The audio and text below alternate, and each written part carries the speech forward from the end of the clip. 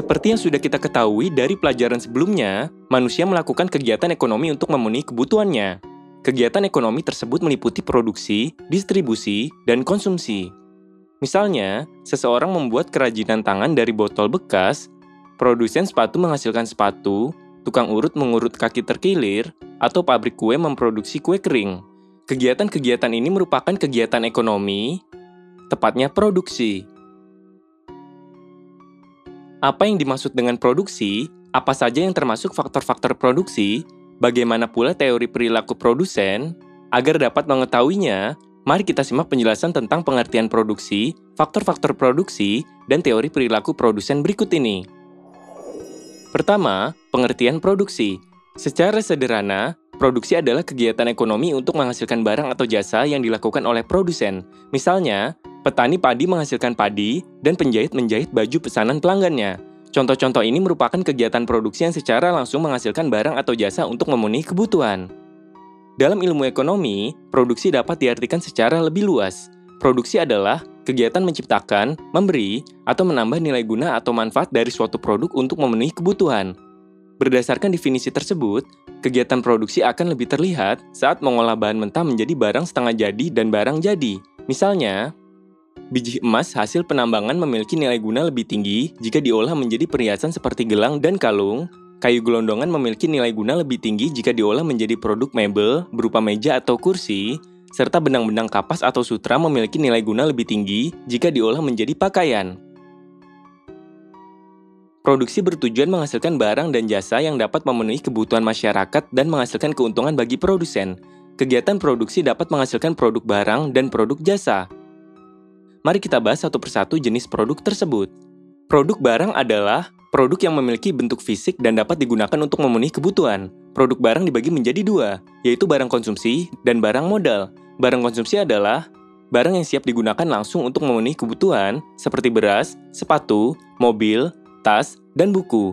Barang modal adalah barang yang membutuhkan proses pengolahan atau penambahan nilai guna sebelum dimanfaatkan untuk memenuhi kebutuhan, seperti biji emas untuk membuat perhiasan, kayu gelondongan untuk membuat meja atau kursi, serta benang kapas atau sutra untuk membuat pakaian. Produk jasa. Produk jasa adalah produk yang tidak memiliki wujud fisik, tetapi dapat digunakan untuk memenuhi kebutuhan. Contoh jasa adalah jasa pendidikan berupa pelajaran dari guru, jasa kesehatan berupa perawatan dari tenaga medis, jasa konsultasi dari psikolog, jasa perbankan, jasa asuransi, dan jasa pergudangan. Kedua, faktor-faktor produksi. Dalam menghasilkan produk barang dan jasa, produsen membutuhkan sumber daya produksi atau faktor produksi. Faktor produksi adalah segala sesuatu yang dibutuhkan untuk menghasilkan, menciptakan, atau menambah nilai guna suatu barang dan jasa. Misalnya, produsen sepatu membutuhkan peralatan dan kulit hewan atau kulit sintetis. Untuk menghasilkan sepatu, seorang pengrajin mebel membutuhkan alat pertukangan dan kayu untuk menghasilkan meja dan kursi, serta seorang penjahit membutuhkan alat jahit dan kain untuk menghasilkan pakaian. Faktor-faktor produksi terdiri atas 4 macam, yaitu faktor produksi alam atau natural resources, faktor produksi tenaga kerja atau labor, faktor produksi modal atau capital, dan faktor produksi keahlian atau skill. Mari kita bahas satu persatu faktor-faktor produksi tersebut. Faktor produksi alam atau natural resources.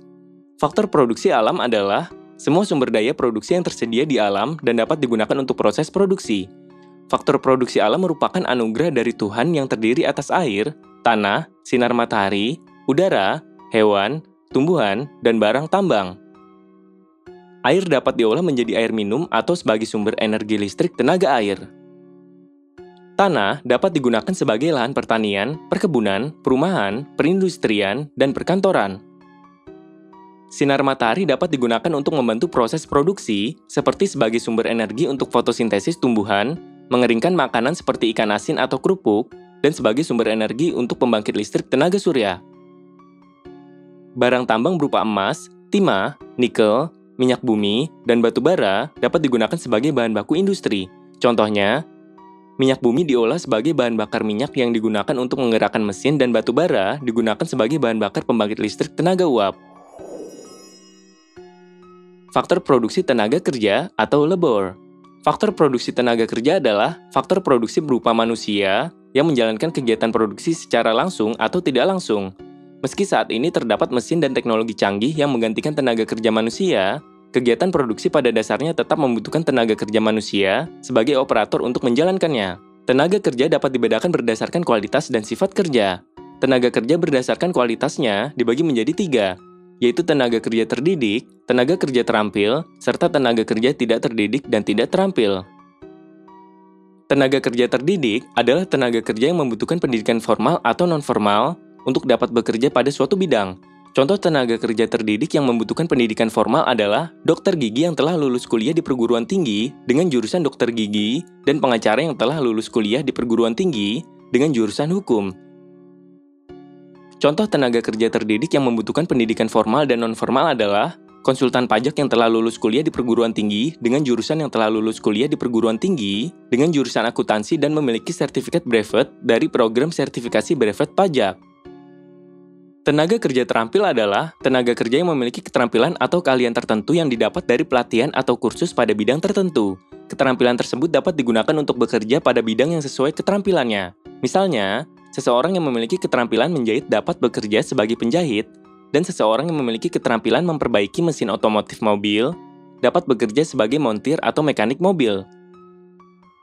Tenaga kerja tidak terdidik dan tidak terampil adalah tenaga kerja yang tidak membutuhkan pendidikan formal dan tidak membutuhkan keahlian tertentu untuk bekerja. Tenaga kerja ini cenderung mengandalkan kekuatan fisik, misalnya kuli panggul, tukang kebun, asisten rumah tangga, dan penjaga warung. Tenaga kerja berdasarkan sifat kerjanya dibagi menjadi 2, yaitu tenaga kerja rohani dan tenaga kerja jasmani. Tenaga kerja rohani adalah tenaga kerja yang bekerja menggunakan pikiran, rasa, dan karsanya. Misalnya, penulis, pengacara, dan motivator. Tenaga kerja jasmani adalah tenaga kerja yang bekerja menggunakan kekuatan fisiknya. Misalnya, kuli panggul, tukang kebun, dan sopir angkutan. Faktor produksi modal atau capital. Faktor produksi modal adalah faktor produksi yang dibutuhkan untuk memperlancar dan mempercepat kemampuan produksi produsen. Misalnya, traktor dibutuhkan petani agar dapat membajak sawah dengan lebih cepat daripada menggunakan alat bajak yang ditarik sapi. Jika petani memiliki uang sebagai modal usaha, petani tersebut tentu membeli traktor agar dapat membajak sawah lebih cepat. Modal tidak harus berbentuk uang, tetapi dapat berbentuk alat atau lainnya yang dapat memperlancar kegiatan produksi. Modal dapat dibedakan berdasarkan sumber, bentuk, dan sifatnya. Modal berdasarkan sumbernya dibagi menjadi 2, yaitu modal sendiri dan modal dari luar. Modal sendiri adalah modal yang bersumber dari dalam dan ditanggung penuh oleh perusahaan, seperti modal dari pemilik usaha. Modal dari luar adalah modal yang bersumber dari luar perusahaan, seperti pinjaman dana dari bank, penerbitan obligasi, atau dana investasi dari investor. Modal dari luar yang berasal dari investor negara lain disebut modal asing. Modal berdasarkan bentuknya dibagi menjadi 2, yaitu modal nyata dan modal abstrak. Modal nyata adalah modal yang memiliki bentuk fisik seperti peralatan usaha, mesin produksi, dan uang. Modal abstrak adalah modal yang tidak memiliki bentuk fisik tetapi dapat menunjang kegiatan produksi seperti hak paten, citra perusahaan, loyalitas pekerja, dan loyalitas konsumen. Modal berdasarkan sifatnya dibagi menjadi 2, yaitu modal tetap dan modal lancar. Modal tetap adalah modal yang dapat digunakan untuk proses produksi berkali-kali, misalnya lahan pertanian, mesin industri, dan gedung kantor perusahaan. Modal lancar adalah modal yang akan habis setelah digunakan sekali. Misalnya, tepung sebagai bahan baku kue, susu sebagai bahan baku yogurt, dan kain sebagai bahan baku pakaian. Faktor produksi keahlian atau skill, atau kewirausahaan, atau entrepreneurship. Faktor produksi keahlian atau kewirausahaan adalah kemampuan, keahlian, atau keterampilan dalam mengelola faktor produksi lain guna menghasilkan barang dan jasa. Faktor produksi keahlian sangat penting dalam kegiatan produksi karena diperlukan untuk memanfaatkan sumber daya produksi yang tersedia untuk menghasilkan produksi yang maksimal sehingga keuntungan yang diperoleh makin besar. Misalnya, terdapat 2 perusahaan yang bergerak dalam bidang usaha yang sama. Kedua perusahaan memiliki sumber daya produksi yang sama, baik sumber daya alam, tenaga kerja, maupun modal. Akan tetapi, salah satu perusahaan dapat memperoleh keuntungan lebih besar karena memiliki faktor produksi keahlian yang lebih baik. Contoh lainnya, petani padi A dan petani padi B sama-sama memiliki lahan seluas 10.000 meter persegi. Kedua petani tersebut juga sama-sama memanfaatkan satu traktor dan 3 orang tenaga kerja. Akan tetapi, hasil panen petani padi A mencapai 8 ton, sedangkan petani padi B hanya 4 ton. Perbedaan hasil panen terjadi karena petani A memiliki pengetahuan yang lebih dalam tentang bidang pertanian, sehingga menerapkan teknik pertanian yang lebih baik, seperti teknik jarak tanam jajar legowo, memberikan pupuk sesuai kebutuhan, dan membuat pengairan yang baik. Ketiga, teori perilaku produsen. Teori perilaku produsen adalah teori yang menjelaskan perilaku produsen dalam menghasilkan atau memproduksi suatu barang atau jasa sehingga mencapai efisiensi produksi. Efisiensi produksi yang dimaksud adalah tercapainya biaya produksi minimum atau keuntungan maksimum. Dalam teori perilaku produsen berusaha untuk mengombinasikan faktor produksi alam, tenaga kerja, modal, atau keahlian yang disebut input untuk menghasilkan suatu barang atau jasa yang disebut output. Contohnya, produksi baju membutuhkan faktor produksi berupa kain, mesin jahit, bangunan, penjahit, dan perlengkapan lainnya. Barang yang dihasilkan atau outputnya adalah baju, sedangkan sumber daya produksi atau inputnya adalah kain, mesin jahit, bangunan, penjahit, dan perlengkapan lainnya. Contoh perilaku produsen dalam kegiatan produksi adalah sebagai berikut. Produsen memproduksi barang dan jasa untuk memperoleh keuntungan. Produsen memproduksi barang dan jasa untuk memenuhi kebutuhan konsumen sesuai dengan minat masyarakat. Produsen menghitung biaya total produksi berdasarkan seluruh biaya input yang digunakan. Oleh karena itu, jika terjadi kenaikan biaya pada salah satu faktor produksi, biaya total produksi akan naik sehingga harga jual produk juga cenderung naik. Misalnya, pakaian kasual sedang tren digunakan oleh masyarakat sehingga produsen pakaian memproduksi pakaian kasual.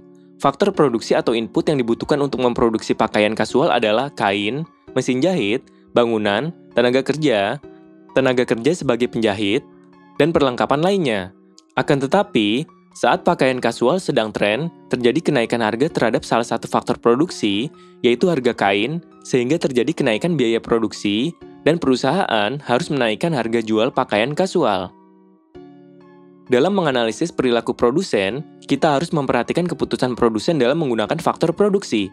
Berdasarkan penggunaannya, faktor produksi dapat dibagi menjadi 2, yaitu faktor produksi untuk produksi jangka pendek dan untuk produksi jangka panjang.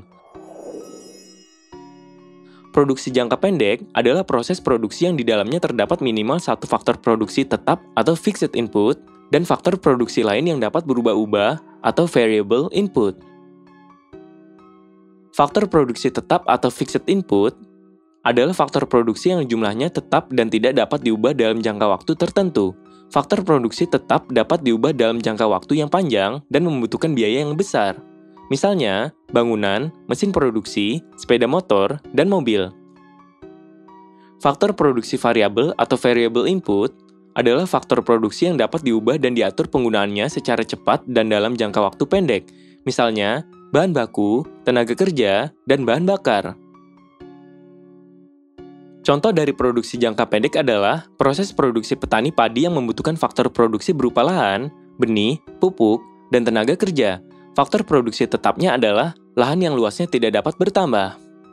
Agar dapat meningkatkan produksi padi, petani dapat mengubah susunan faktor produksi selain lahan yang disebut sebagai faktor produksi variabel, yaitu benih padi, tenaga kerja, dan pupuk.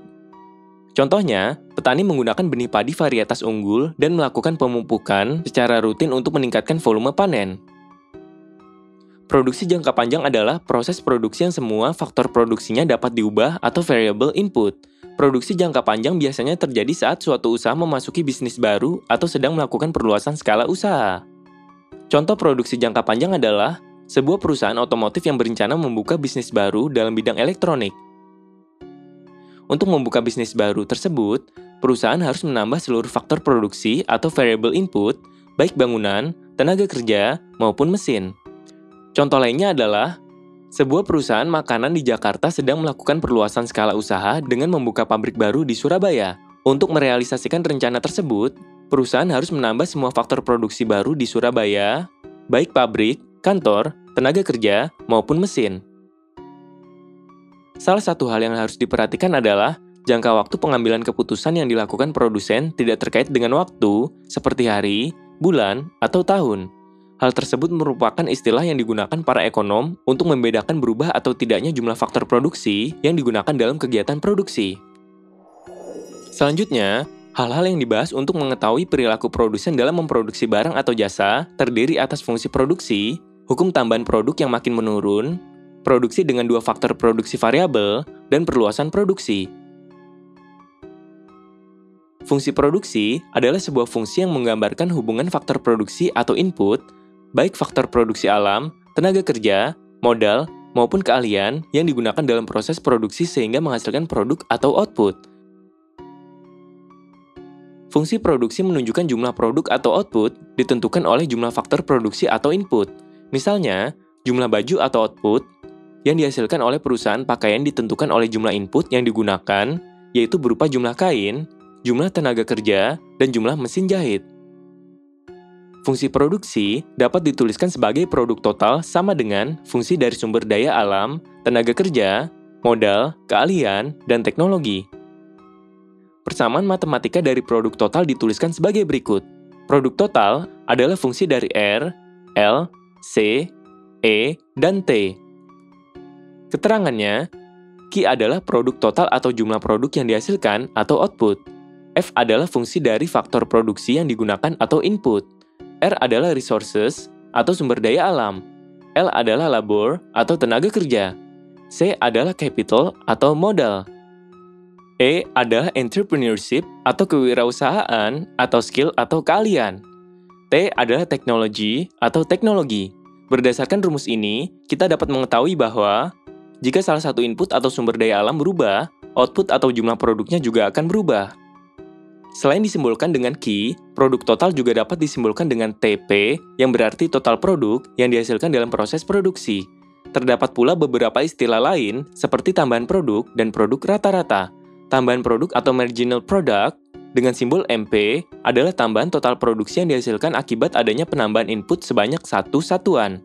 Produk rata-rata atau average product, dengan simbol AP, adalah rata-rata produk yang dihasilkan dalam proses produksi. Produk rata-rata atau AP didapatkan dari membagi total produk dengan jumlah input variabel yang digunakan. Input variabel adalah faktor produksi yang jumlahnya dapat diubah, seperti tenaga kerja, bahan baku, modal, dan sebagainya. Secara matematis, hubungan antara total produksi, tambahan produk, dan produk rata-rata adalah sebagai berikut. Produk rata-rata sama dengan TP dibagi L, R, atau C. Sementara itu, tambahan produk sama dengan delta TP dibagi delta dari L, R, atau C. Keterangannya, AP adalah produk rata-rata, MP adalah tambahan produk, TP adalah total produksi.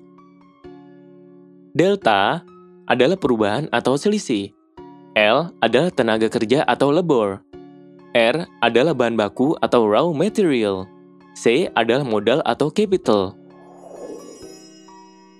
Hukum tambahan produk yang makin menurun atau the law of diminishing return. Hukum tambahan produk yang makin menurun atau dikenal dengan the law of diminishing return dicetuskan oleh seorang ekonom asal Inggris yang bernama David Ricardo. Hukum ini menjelaskan beberapa hal berikut ini. Increasing return to scale adalah suatu kondisi yang menunjukkan perubahan persentase dari salah satu faktor produksi atau input, misalnya tenaga kerja atau delta L, dapat memberikan perubahan persentase output atau delta TP yang lebih besar. Constant return to scale adalah suatu kondisi yang menunjukkan perubahan persentase dari salah satu faktor produksi atau input, misalnya tenaga kerja atau delta L, dapat memberikan perubahan persentase output atau delta TP yang proporsional atau konstan. Decreasing return to scale adalah suatu kondisi yang menunjukkan perubahan persentase salah satu faktor produksi atau input, misalnya tenaga kerja atau delta L, dapat memberikan perubahan persentase output atau delta TP yang lebih kecil. Dalam kondisi seperti ini, produsen harus mengetahui titik produksi maksimum agar tidak menyebabkan pemborosan faktor produksi.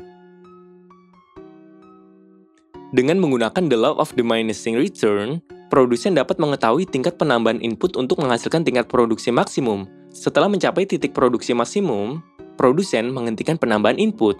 Marilah kita perhatikan kurva produk total atau TP, serta kurva produk rata-rata atau AP, dan kurva produk marginal atau MP sebagai berikut. Kurva produk total menggambarkan hubungan antara total produksi atau output pada sumbu Y dengan jumlah faktor produksi atau input pada sumbu X. Kurva produk total menunjukkan bahwa perubahan jumlah input yang digunakan akan menyebabkan perubahan total produk yang dihasilkan. Kurva produk rata-rata dan kurva produk marginal menjelaskan pengaruh perubahan suatu input pada sumbu X terhadap perubahan produk rata-rata atau AP dan produk marginal atau MP pada sumbu Y.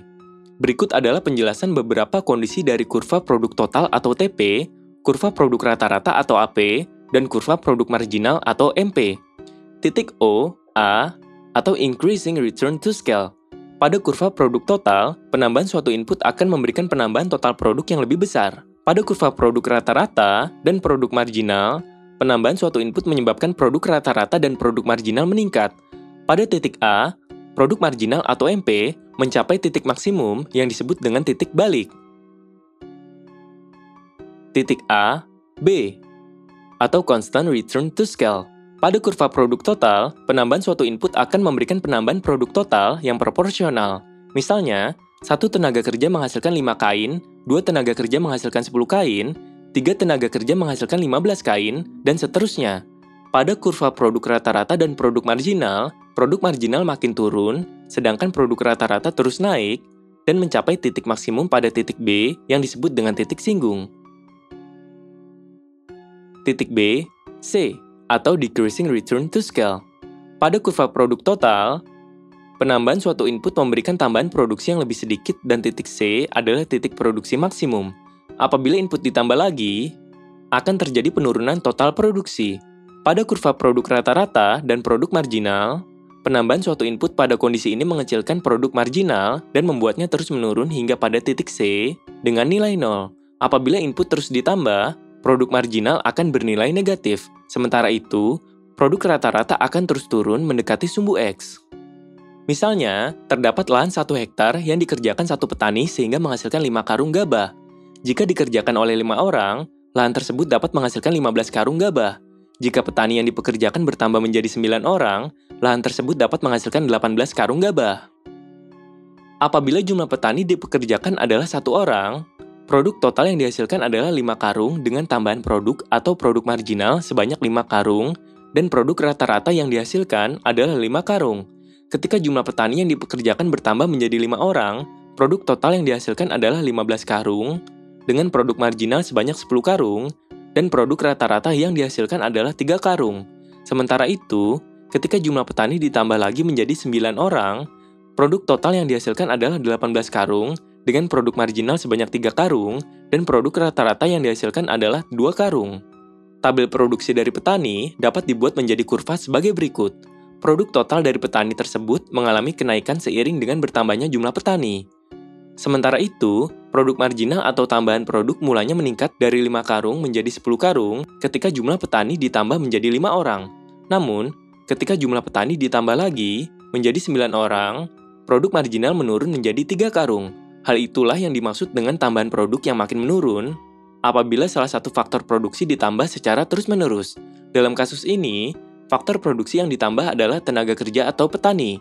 Ini disebabkan karena jika terlalu banyak petani yang dipekerjakan, produktivitas petani menjadi tidak optimal, bahkan akan cenderung menurun. Produksi dengan 2 faktor produksi variabel. Dalam proses produksi jangka panjang, semua faktor produksinya berupa faktor produksi variabel yang dapat diubah. Pembahasan konsep produksi jangka panjang yang menggunakan 2 faktor produksi variabel dapat digambarkan menggunakan kurva isokuan, atau isoquant, atau isoproduct. Kata iso memiliki arti sama dan kata quant memiliki arti kuantitas. Kurva isoquant dapat diartikan sebagai kurva yang menunjukkan kombinasi dari 2 faktor produksi variabel yang menghasilkan jumlah produksi yang sama. Agar dapat memahaminya, mari kita perhatikan contoh berikut. Sebagai contoh, sebuah perusahaan kerupuk akan memproduksi kerupuk menggunakan 2 faktor produksi, yaitu tenaga kerja dan mesin penggoreng kerupuk. Perusahaan telah merencanakan beberapa alternatif kombinasi faktor produksi untuk menghasilkan 1000 bungkus kerupuk per hari yang ditunjukkan dalam tabel sebagai berikut. Kombinasi A menggunakan 100 tenaga kerja dan 40 mesin penggoreng untuk menghasilkan 1000 bungkus kerupuk. Kombinasi B menggunakan 200 tenaga kerja dan 30 mesin penggoreng untuk menghasilkan 1000 bungkus kerupuk. Kombinasi C menggunakan 300 tenaga kerja dan 20 mesin penggoreng untuk menghasilkan 1000 bungkus kerupuk. Kombinasi D menggunakan 400 tenaga kerja dan 10 mesin penggoreng untuk menghasilkan 1000 bungkus kerupuk. Berdasarkan tabel tersebut, kita dapat membuat kurva isokuan seperti berikut. Perluasan produksi. Berdasarkan fungsi produksi yang sudah kita bahas sebelumnya, kita dapat mengetahui bahwa peningkatan jumlah produksi tidak harus diikuti penambahan jumlah faktor produksi dengan jumlah yang sama. Misalnya, untuk meningkatkan 10% jumlah produksi telur ayam, peternak tidak harus menambah jumlah faktor produksi seperti pakan dan vitamin untuk telur ayam sebesar 10%. Terdapat dua jenis peningkatan jumlah produksi, yaitu ekstensifikasi dan intensifikasi. Ekstensifikasi adalah peningkatan jumlah produksi dengan meningkatkan faktor produksinya, misalnya meningkatkan hasil panen padi dengan memperluas lahan. Intensifikasi adalah peningkatan jumlah produksi menggunakan faktor produksi yang sama dengan cara meningkatkan produktivitas dari faktor produksi yang digunakan. Misalnya, meningkatkan hasil panen dengan menerapkan metode tanam tumpang sari, sehingga dapat menghasilkan jagung dan kacang tanah di lahan yang sama. Selain jenis perluasan produksi, produsen juga harus memperhatikan beberapa hal sebagai berikut. Keterbatasan faktor produksi. Setiap daerah atau wilayah memiliki faktor produksi yang berbeda-beda, sehingga proses produksi yang dilakukan di setiap daerah juga akan berbeda. Misalnya, Pulau Jawa memiliki jumlah produksi yang padat, sehingga terjadi alih fungsi dari lahan pertanian menjadi permukiman atau perkantoran. Oleh karena itu, peningkatan hasil produksi pertanian di Pulau Jawa dilakukan dengan cara intensifikasi seperti menggunakan bibit unggul, melakukan pemupukan yang rutin, menerapkan metode tanam tumpang sari, dan memperbaiki saluran irigasi. Sementara itu, peningkatan hasil produksi pertanian di Pulau Kalimantan dilakukan dengan cara membuka lahan baru karena jumlah lahan terbuka masih tersedia. Pengaruh penambahan faktor produksi terhadap jumlah produksi. Jumlah penambahan faktor produksi mampu memberikan jumlah tambahan produksi yang berbeda. Misalnya, penambahan pupuk sebanyak 10% tidak selalu memberikan tambahan panen sebesar 10%. Oleh karena itu, proses produksi membutuhkan kombinasi faktor produksi yang mampu menghasilkan jumlah produksi maksimum. Misalnya, petani dapat menentukan besar penggunaan pupuk, tenaga kerja, bibit, dan pestisida untuk 1 hektar sawah, sehingga menghasilkan produksi maksimum.